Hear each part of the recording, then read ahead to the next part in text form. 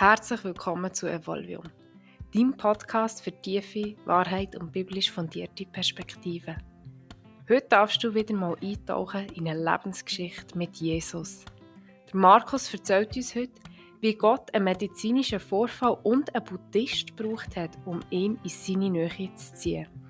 Du erfährst, wie er als ursprünglicher Katholik mit Angst vor einem strafenden Gott heute eine warme, liebevolle Beziehung zu Christus hat und was für ihn diese Liebe ausmacht. Ich bin sicher, du kannst auch heute wieder etwas für dich mitnehmen und Gott kann und will durch das Interview zu dir reden. Vielen Dank, Markus. Es freut mich riesig, dass du heute da bist. Wir kennen uns doch jetzt schon ein Weile, seit dem August letztes Jahr. Und ich finde dein Zeugnis extrem beeindruckend und es zeigt mir immer wieder, wie Jesus wirken kann und möchte mega gerne unsere Zuhörer einfach in die ganze Geschichte hineinholen. Und so möchte ich am liebsten von dir hören, wie bist du aufgewachsen? Ist Jesus schon immer ein Teil von deinem Leben gewesen? Also ich heiße Markus, ich wohne hier im schönen Kanton Solothurn, bin schon im reiferen Alter, bald allein ist 70 und bin vor rund 10 Jahren zum Glauben gekommen. Ich sage es mal so, in unserer Familie, wo ich aufgewachsen bin, hat Gott immer eine Rolle gespielt. Meine Eltern und ich auch, wir waren katholisch gewesen. Aufgrund von meinem Alter sieht man, das war ein bisschen früher gewesen, also so in den 60er Jahren, 1960 rum. Da ist noch der Glaube, speziell die katholische Kirche, ist ein bisschen enger gefasst gewesen. Also Gott hat man gesehen als derjenige gewesen, der im Himmel oben einen beobachtet und wo Buch führt über die Verfehlungen, was man gut gemacht hat, was man schlecht gemacht hat. Ich bin ein bisschen durch das Gottesbild geprägt. Aber Gott war bei uns in der Familie gegenwärtig gewesen. Wir sind jeden Sonntag in den Gottesdienst gegangen. Man hat immer ein Tischgebet gemacht. Aber es ist nicht so das charismatische, liebevolle Bild, das man von Gott. Du bist mit dem gerechten, aber strengen Gott aufgewachsen. Wie hat sich das in deiner Jugend nachher entwickelt? Also bei mir hat es irgendeinen Punkt gegeben, wo Gott für mich nicht mehr zentral war. Ja, also jugendliche Alter, junge Erwachsene, da bin ich einen anderen Weg gegangen. Da habe ich mich nicht mehr so mit dem Thema auseinandergesetzt. Der Einfluss von der Familie war nicht mehr da gewesen. Und für mich ist, wie gesagt, in der Kindheit ist es strenge Gott gewesen. Und der hat auf eine Art auch ein bisschen Angst gemacht. Mhm. Also für mich ist dann eine Phase gekommen, wo Gott in meinem Leben keine grosse Rolle gespielt hat. Ich habe auch geprägt durch meine Kindheit nie den Respekt verloren vor Gott. Ich habe also nie irgendwie innerlich auch nicht behauptet oder gedacht, Gott gibt es nicht. Ich war mir bewusst gewesen, Gott gibt es immer. Aber ich konnte nichts anfangen damit. Ich hatte keine Beziehung gehabt. Also dazumal hat man keine Beziehung zu Gott gehabt. Also in dem Umfeld, das ich kennt habe, ist das etwas komplett Neues gewesen. Also Beziehung kann man nicht haben zum Chef. Höchstens zum Kollegen, Ja. aber nicht zum Chef. Und Gott ist so unerreichbar hoch oben gewesen, eine Beziehung zu haben, da wäre anmassend gewesen aus dem damaligen Verständnis. Ja. Und ist das ein bewusster Entscheid gewesen, so nachher als junger Erwachsener zu sagen, ohne Gott, oder hat sich das einfach so wie ergeben? Da hat sich wie ergeben. Das ist wie so rausgelaufen, ausgeblendet worden. Vielleicht bin ich auch ein bisschen einmal zu viel, habe ich müssen mit der Familie in den Gottesdienst gehen. Das war früher natürlich auch verbunden mit sehr früh aufstehen am Sonntag, mit Sonntagskleider anlegen, alles sehr anstrengend und stressig für einen jungen Menschen gewesen. Und wo ich dann nachher nicht mehr unter der Kontrolle von den Eltern war, habe ich gefunden, das muss ich jetzt auch nicht. Was hat es dir denn auch nie gefällt? Also hat es nie einen Moment gegeben in deinen jungen Jahren, wo du gefunden hast, etwas fehlt mir? Vor allem so an den grossen kirchlichen Viertigen, Weihnachten, Ostern, Pfingsten, hat mir irgendwie das Feierliche gefehlt. Ich will jetzt nicht sagen, Gott hat mir gefehlt, sondern das Feierliche. Das hat mich immer mit Respekt und mit einer gewissen Ehrfurcht erfüllt. Die schöne Musik, die Zeremonie, all das Ganze. Und da habe ich auch gesucht und darum bin ich auch da. Als junger Erwachsener bin ich eigentlich regelmäßig an Weihnachten. Ich glaube, es gibt keine Weihnachten, wo ich nicht im Gottesdienst war. Aber unter einem Jahr eher nicht. Mhm. Also da war es auch wie nicht ein Teil, der gefällt hat. Ja. Hat es denn einen Moment gegeben, also scheinbar hat es den, sonst würdest du nicht hier hocken, wo du hast angefangen zu merken, dass eben doch etwas fehlt, wenn Gott nicht ein Teil von deinem Leben ist? Ich hatte einen schweren gesundheitlichen Zwischenfall vor rund 10 Jahren, wo mir bewusst worden ist, wie endlich das Leben ist. Und ich hatte ganz viel Zeit für meine Gedanken und meine Gefühle. Und ich habe dort die Spiritualität entdeckt. Das Spezielle an dem Ganzen ist, dass ich dann als erstes Mal Richtung Buddhismus geschlittert bin. Ich habe mich intensiv mit Buddhismus auseinandergesetzt. Aber das hat mir einen Zugang gegeben in die nicht sichtbare Welt. Und ich bin dann auch regelmäßig in einen buddhistischen Tempel gegangen, um meditieren. Und dort hat einer von diesen Buddhisten hat mich darauf angesprochen, dass der christliche Glaube etwas Wunderbares ist und dass wir in einer christlichen Welt leben und eigentlich speziell ist, dass wir hier im Westen unser Glück im Buddhismus suchen. Und da hat mich nachdenklich gemacht, seine Worte.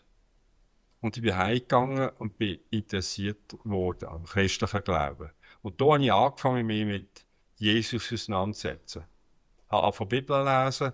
Gleichzeitig habe ich meine Frau kennengelernt, die gläubig ist. Und auch von ihr her gesehen, wie sie ist als Christin. Und das hat mich auch sehr, sehr neugierig gemacht auf den Jesus. Mega spannend. Du bist im buddhistischen Tempel Buddhismus am Praktizieren und ein Buddhist weist dich hin aufs Christentum. Hat es spezifische Sachen gegeben jetzt an Lubov, mit ihr haben wir ja auch schon ein Interview gemacht, wo du beobachtet hast in ihrem Verhalten oder Alltag, wo du gesagt hast, explizit wegen diesen Qualitäten, sage ich jetzt mal, hast du angefangen, den Blick immer wie mehr auf Christus zu werfen?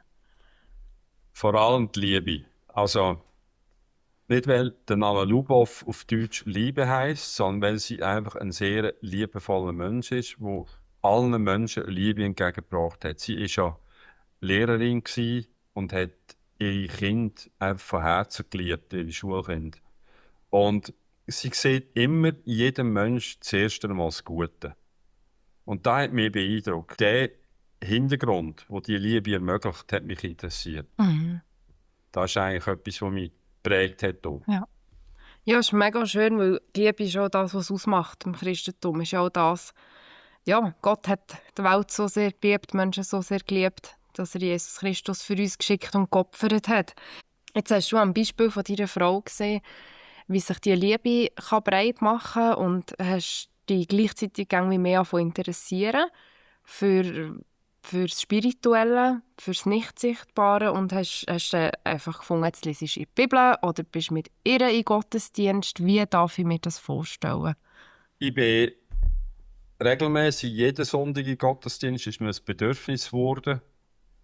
Wir sind am Anfang, ich war ja Katholik gewesen, dann, als ich gezögert bin auf Jägersdorf, Kanton Bern, das ist reformiert dort bin ich regelmäßig in die reformierte Kirche gegangen. Da ist mir aber gleich mal zu wenig geworden, weil ich habe gemerkt, das nährt mich nicht. Was ich dort mitbekomme, das ist mir jetzt oberflächlich. Ich bin dann in einen Alpha-Kurs gegangen, in der Bewegung Plus in Burgdorf. Und dort ist ganz Wesentliches passiert. Das hat mich gepackt dort. Und ich habe nachher in den Gottesdienst bei Bewegung Plus.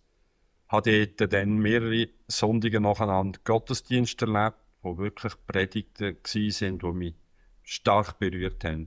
Wo ich gemerkt habe, mal, da ist ein lebendiger Gott und das ist meine Welt. Dort wollte ich sein. Gibt es ein spezielles Erlebnis aus dieser Zeit, wo du vielleicht möchtest erzählen, das so berührend war? Ich habe von einer gemeinsamen Freundin bei einer Einladung zum Nachtessen habe ich ein Büchlein bekommen. «Jesus ist dein Schicksal» heisst das Büchlein, vom Pater Wilhelm Busch. Und das Büchlein habe ich etwa 2 Jahre lang bei mir im Büchergestell gehabt, habe es auf Reisen mitgenommen, letztlich auch auf einer Reise auf Sri Lanka, notabene ein buddhistisches Land. Und dort am Strand habe ich das Büchlein gelesen, nach 2 Jahren. Und das Büchlein, das hat mich so aufgeweckt. Nachher bin ich ein anderer Mensch gewesen. Und habe gewusst, es ist, Christ sein heisst nicht einfach nur in den Gottesdienst zu gehen, sondern es heisst, so zu leben, praktizieren, die Liebe, die Jesus uns gegeben hat, weitergeben und in der Liebe von Jesus leben. Und Zeugnis zu sein für sein Umfeld. Das ist mir zum Bedürfnis geworden. Da ist mir auch bewusst worden, ich habe ja 4 Kinder. Irgendwie habe ich dann dort gedacht, warum habe ich es nicht geschafft, diesen Kindern Jesus ins Leben zu bringen. Wir sind jahrelang zusammen am Tisch gesessen, wir haben das nicht gelebt. Und habe gefunden, das ist eine grosse Unterlassung von meiner Seite her, das hätte ich machen sollen. Habe das in der Vergangenheit dann etwas probiert, leider ein bisschen unbeholfen und ein bisschen mit dem Hammer, was nicht so gut rausgekommen ist, aber ich habe mein Bestes gegeben. In diesem letzten Satz liegt so viel Wahrheit einfach auch darüber, das Leben als Christ zu sein. Das eine ist, dass wir erkennen, hey, eigentlich wäre das Ziel, wie Jesus zu sein. Und gleichzeitig merken wir eben, dass wir manchmal den Hammer vornehmen, vielleicht gewisse Sachen ganz anders machen, als wir vielleicht auch wüssten im Kopf oben, wie es müsste sein. Und das kann ein Spannungsfeld bedeuten. Gerade auch eben, wenn du sagst, so, hey, an meine Kinder irgendwie das anfangen mitgeben und dann ist es irgendwie mehr schlecht als recht rausgekommen. Aber ich denke auch, in verschiedenen anderen Lebensbereichen kann das ein Spannungsfeld auslösen, wenn man wie so sieht, hey, das wäre wie die Vorlage und das Ziel wäre, möglichst nahe dorthin zu kommen. Wie gehst du mit diesem Spannungsfeld um? Es ist einfach, wie du richtig sagst, ein Lebensstil, sagen wir mal so ein bisschen neutral, ein Lebensstil, der einem selber wichtig ist, kann man nicht jemand anderem aufdrücken. Man kann höchstens vorleben und im anderen Neugier wecken für den Lebensstil. Als der andere findet, das ist eigentlich noch cool, das ist etwas Gutes, das gefällt mir, macht mir Eindruck. Und da habe ich eben nicht wirklich jederzeit realisiert, sondern es war mir so wichtig gewesen, dass jetzt meine Kinder zum Glauben kommen, dass ich wirklich eindringlich mit ihnen geredet habe, gesagt, du musst und du sollst und wenn du das nicht machst, passiert das und das wollte ich nicht. Und das ist so eingekommen, dass die Leute den Eindruck hatten, dass ich sie abwerte, weil sie jetzt nicht gläubig sind, seien sie Menschen zweiter Klasse. Und das tut mir im Nachhinein auch leid, dass ich ihnen das Gefühl gegeben habe. Und heute weiss ich, man kann niemanden zwingen, sondern es ist wie Jesus, wo er seine Jünger ausgeschickt hat. Er hat gesagt, wenn ihr nicht willkommen geheissen werdet, dann geht wieder weg, schüttelt euch einen Staub von den Schuhen und geht weiter. Verabschiedet euch in Liebe. Mehr kann man nicht machen, ich kann niemanden dazu zwingen, ich kann nur Zeugnis geben und Vorbild sein. Ja. Aber das ist ein Prozess. Ja, ich kann mir vorstellen, dass auch, vielleicht ist auch so das Gefühl entstanden von, hey, ich habe so viel Lebenszeit verpasst ohne Christus und ich möchte alle, die ich liebe, wie möglichst schnell auf den Zug holen, dass sie nicht so viel Zeit verpassen. Eigentlich ist eine tiefe Liebe dahinter und gleich wieder das Menschliche von uns, das reinkommt. Oder weil jemandem einfach das jetzt, nimm es jetzt und mach es so, weil dann geht es dir besser, weil wir ja die Erfahrung machen, was Das es ist genau braucht. so. Ich denke viel, ja, vergütete Zeit hinter mir. Und ich will meinen Kindern gönnen, dass sie nicht die vergütete Zeit haben. Wenn ich heute im Gottesdienst Leute sehe, 16, 20, die brennen für Jesus, dann denke ich, so hätte ich können sein, so könnten meine Kinder sein. Ich muss ihnen das beibringen, ich muss sie mit in den Gottesdienst holen, ich muss ihnen alles sagen über Glauben, eintrichtern quasi, dass es bei ihnen einen Klick macht und sie dann auch begeistert sind. Aber das funktioniert so nicht. Da muss ich die Härte begreifen. Ja. Was für mich auch immer noch Prägung ist von meiner Kindheit, Gott ist ein strenger Gott. Gott beobachtet uns, Gott führt eine Liste mit Plus- und Minusdaten. Und das ist lange Jahre in mir inne gsi, dass ich muss genügen, dass ich muss Leistung vollbringen, dass ich muss die Checkliste aus der Bibel quasi, die Gebote und die Gesetze muss erfüllen, sonst bin ich kein guter Christ, sonst genüge ich nicht, sonst gehe ich raus. Da wird es am Tag vom jüngsten Gericht sagen, Markus, du kannst dort über einstehen, du kommst leider nicht mit. Da habe ich habe zwar gelesen und gehört, nur Jesus, der Glaube an Jesus kann uns retten. Jesus ist gekommen, um uns zu befreien, um uns zu retten. Da habe ich rein im Kopf gewusst, aber im Herzen ist immer noch, dass ich genüge nicht war. Ich habe auch von anderen Christen gehört, wie sie Gotteserfahrungen haben, wie sie Bekehrungserlebnisse haben. Bei mir ist das nie passiert. Bei mir war es ein Prozess gewesen.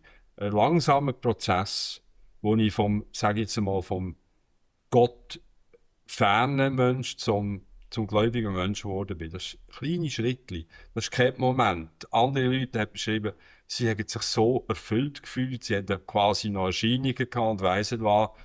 Und da habe ich lange Jahre immer gedacht, ich bin ein schlechter Mensch. Darum habe ich das nicht erlebt. Darum habe ich wahrscheinlich auch den Heiligen Geist nicht in mir drin. Jesus macht einen grossen Bogen um mich herum, weil ich nicht so lebe, wie er das gerne möchte. Das ist so vor 4, 5 Jahren, ist das ein Höhepunkt gewesen in diesem Glauben. Und ich weiss, einem Abend ist mir ein Lied immer wieder durch den Kopf, Jesus, sie brauchen dich. Jesus, sie brauchen dich. Und den Refrain habe ich immer wieder innerlich in mir gesungen, ganz laut gesungen.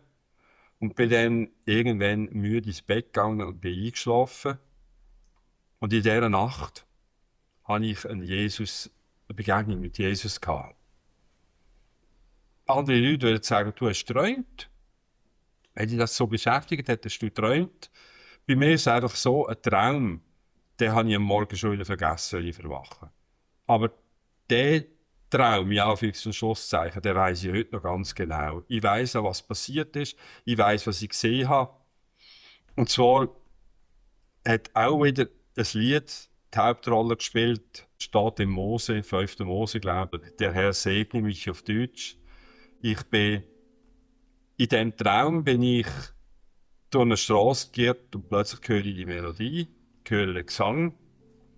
Und dann komme ich an ein Haus hin, schaue hier.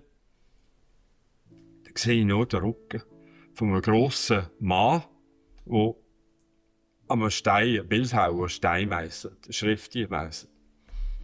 Und dann kommt der Refrain, er ist mit dir. Wenn du kommst, wenn du gehst, er ist vor dir, bei dir. Der Gesang kommt ganz klar und deutlich. Nicht von ihm, sondern von einer Engelschar.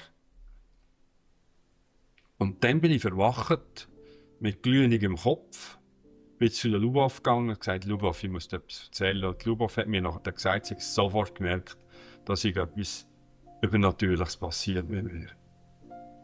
Und da hat vieles gewechselt in meinem Leben.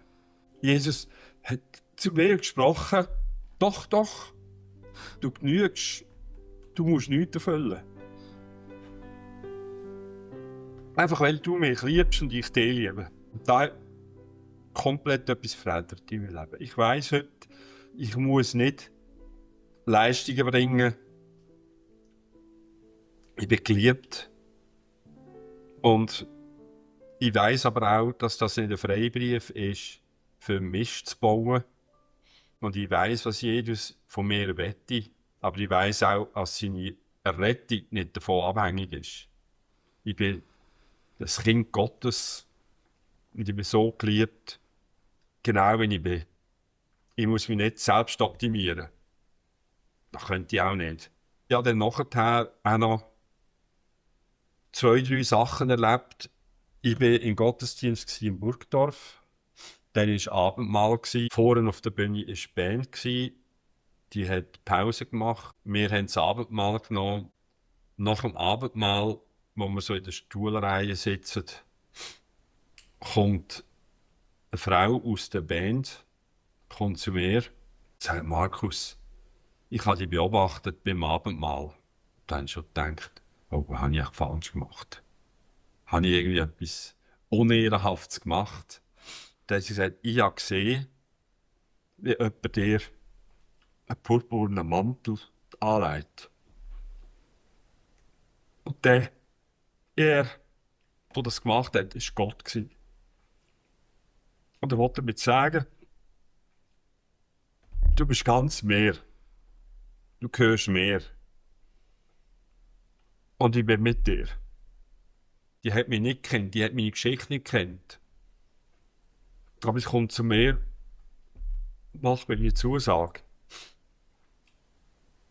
Und dann muss ich sagen, das ist nicht, sie hat nicht meinen Wunsch befriedigen nach Anerkennung von Gott, sondern sie hat die Vision, die sie hatte, hat sie mir weitergegeben. Sie hat mich auch mit Markus angesprochen.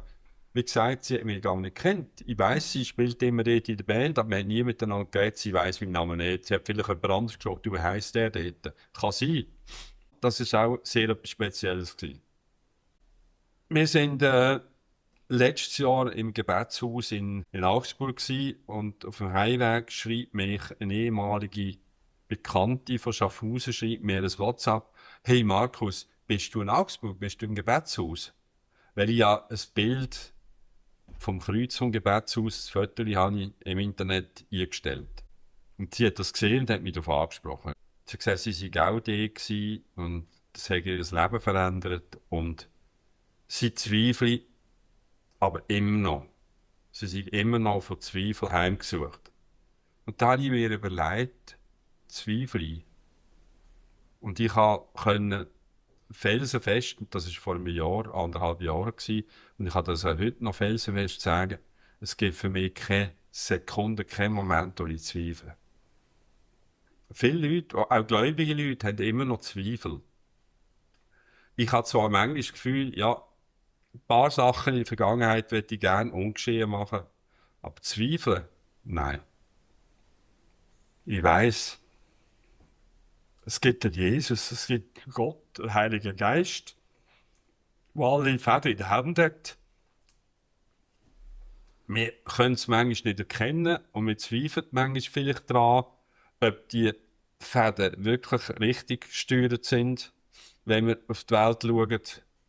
Aber er hat sie in der Hand und am Schluss wird alles richtig kommen. Wow. Danke vielmals fürs Teilen von diesen wunderbaren Momenten, wo Gott so nah bei dir war. Also er ist ja immer nah bei dir, aber dort, ich bin überzeugt, er hat dich gesehen, er hat gesehen, was deine grösste Sorge ist, nämlich, dass du nicht genügst, und hat dir so zugesprochen, dass du sein Sohn bist. Und ich kann mir vorstellen, dass das Leben noch einmal komplett über den Haufen geworfen hat. Also Glauben und in die Gemeinde oder in die Kirche gehen und nachher irgendwie Montag bis Samstag ein normales Leben weiterführen, ist nachher auch gar nicht mehr so möglich gewesen. Also wie sieht dein Alltag jetzt aus? Mein Alltag ist einfach dadurch geprägt, dass ich eigentlich keine Ängste mehr habe. Ich weiss, Jesus passt auf mich auf. Das habe ich auch schon ein paar Mal erlebt. Ich hatte Erlebnisse im Strassenverkehr, generell im Leben, wo ich dachte, das ist jetzt ganz komisch, dass mir jetzt hier nichts passiert ist. Ich weiss, Jesus hat irgendwelche Pläne mit mir und er braucht mich noch. Er hat mich auch gerettet nach dem gesundheitlichen Zwischenfall. Bin ich wieder vollständig regeneriert. Das hat schon die Physiotherapeuten, die Ärzte gesagt, so etwas haben sie noch nie erlebt. Das werden sie auch nie mehr erleben. Und da sagt mir, da hat Gott auch schon die Hand drin gehabt. Und mein Leben, ich kann mich mit Mühe von Gottesdienst zu Gottesdienst überhandeln, aber das genügt mir nicht. Unter der Woche versuche ich im Gebet Gott nahe zu sein. Ich sage versuchen, ich bin dort noch ein Anfänger. Mit der Rudolf zusammen hören wir sehr viel Lobpreis. Wir hören uns gegenseitig mit Bibeltexten auch bestärken. Also, der Glauben ist permanent unterwegs mit uns. Oder wir sind mit dem Glauben unterwegs durch die Woche durch. Ich versuche darum auch immer mehr von der Bibel zu verstehen, mit Studium von der Bibel, mit Hilfe von externen Stellen, durch Vorträge, durch das Professional, das ich jetzt im Sommer anfangen will. Einfach, weil ich immer noch hungrig bin. Ich bin wie ein Schwamm, der alles aufsaugt. Ich will mehr erfahren. Wenn du ein Schwamm bist, der alles aufsaugt, so einen Schwamm kann man ja dann auch ausdrücken, wenn ich wie den Bogen zum Anfang des Gesprächs schliessen darf, wo es darum gegangen ist, dass wir die Liebe, die Jesus Christus uns zuspricht, weitergeben. Wie gelingt dir das im Alltag? Da bin ich bis jetzt völliger Versager. Also ich habe das Gefühl, mit diesen Versuchen, die ich gestartet habe, die sind alle misslungen. Ich vergleiche mich mit anderen Leuten, die ich nicht verglichen werden kann. Ich bin kein Heiliger. Und ich habe, nebst diesen liebevollen Momenten, habe ich durchaus meine harten Momente, wo ich mit jemandem wirklich streng sein kann. Wir alle sind keine Heiligen und darum sind wir so dankbar, dass wir Jesus Christus haben, der das für uns trägt. Ich versuche auch wirklich einfach generell meine Liebe zu zeigen. Sei das, ich habe ja jahrelang Deutschunterricht gegeben für Asylsuchende, ich habe das Herz für Asylsuchende. Ich werde ihnen das Gefühl geben, dass sie als Menschen ernst genommen werden und ich werde ihnen helfen, Fuß zu fassen. Auch generell für alle, die irgendwo nicht so privilegiert sind, die kämpfen mit verschiedenen Schwierigkeiten im Leben, für die habe ich ein grosses Herz. Und dort werde ich helfen. Also Ungerechtigkeit in der Welt, die empört mich, egal wer es ist. Und das ist für mich der Punkt, wo ich meinen kleinen Beitrag leisten will, auch wenn das nur ein kleiner Beitrag ist. Ja, es steht ja in der Bibel, bei jedem ist es nur ein Stückwerk. Genau die braucht es. Also das ist so das, was ich wie gelernt habe jetzt in dieser Zeit mit Jesus. Egal, wie wir das Gefühl haben, dass etwas klein ist oder wenig, was wir bringen, Gott sieht es ganz anders, weil er sieht das grosse Ganze und sieht genau den Markus, genau so, wie er ist, genau so, wie er sich auch entwickeln lässt durch Jesus Christus. Der braucht es und das ist mega schön, dass er das so braucht. Und mich würde jetzt noch wundern, bevor wir zum Abschluss kommen, was hast du gerade auf dem Herzen vielleicht für Menschen, die mit Jesus noch nicht so viel anfangen können, die wissen, da ist ein Gott, aber Jesus Christus noch nicht ganz den Stellenwert im Leben geben? Also meine Empfehlung ist, ich würde jedem sagen, komm mit in den Gottesdienst. Lass dich berühren. Sei es durch die Musik, sei es aber einfach auch durch die Familie der Gläubigen. Das ist das, was mich geprägt hat. In Bewegung Plus, wenn ich wirklich erlebt habe, das ist eine Familie. Wie man aufeinander zukommt, wie man füreinander da ist. Und das ist, auch wenn man jetzt nicht primär von Jesus reden will, dann sieht man doch, etwas ist wo sonst in der Welt nicht rum ist. Warum sind die alle so nett? Warum spürt man die Wärme? Warum ist man da so willkommen? Was haben die gemeinsam? Was verbindet die? Das ist der Glaube zu Jesus. Ich danke dir vielmals, Markus, für deine Offenheit und dass du hast mir teilen, wie dein Weg mit Jesus Christus bisher ausgesehen hat, und freue mich darauf, noch ganz viel mit dir zusammen erleben. Danke vielmals. Bitte.